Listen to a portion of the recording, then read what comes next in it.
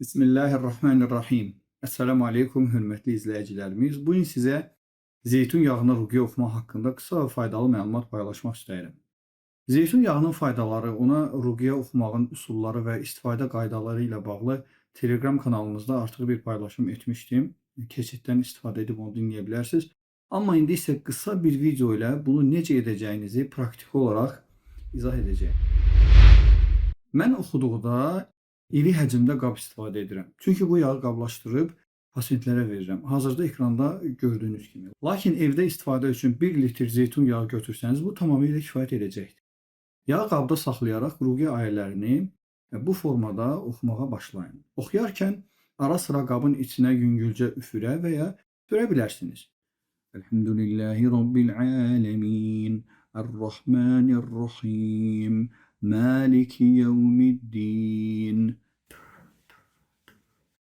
İyyâke na'budu ve iyyâke nesta'in. Amma burada mühüm bir məqamı qeyd edim. Əgər bu yağı kimsə içmək üçün istifadə edəcəksə və sizin üfürməyinizdən və ya tüpürməyinizdən narahat ola bilərsə, bu prosesi etməməyə diqqət yetirin.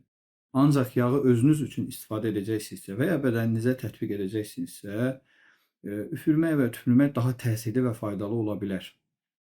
Bunu bizə Peyğəmbərimiz sallallahu aleyhi və səlləm öyrətmişdi. Nəticədə bu proses həm ruhsal, həm də fizioloji xəstəliklərdən müalicə olunmaq üçün istifadə edilə bilər. Bu haqda daha ətraflı Telegram kanalımızda paylaşım etmişəm. Səhifəmizi takip edin, Telegramda abunə olun və bizi izləməyə davam edin. Qarşıda daha maraqlı və faydalı paylaşımlar sizi gözləyir. Bizimlə qalın. Allah əmanında. Esselamu Aleyküm və Rəhmətullahi və Bərəkətuhu.